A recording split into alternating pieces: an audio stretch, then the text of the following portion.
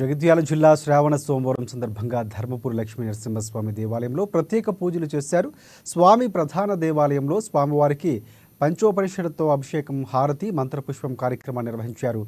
అనుబంధ దేవాలయం శ్రీ రామలింగేశ్వర స్వామి ఆలయంలో స్వామివారికి మహాన్యాసపూర్వక రుద్రాభిషేకం, హారతి, మంత్రపుష్పం కార్యక్రమం నిర్వహించారు. శ్రావణ మాసం సోమవారం సందర్భంగా అధిక సంఖ్యలో భక్తులు తరలివచ్చి ముందుగా గోదావరి నదిలో స్నానం ఆచరించిన తరువాత స్వామివార్లను దర్శించుకున్నారు.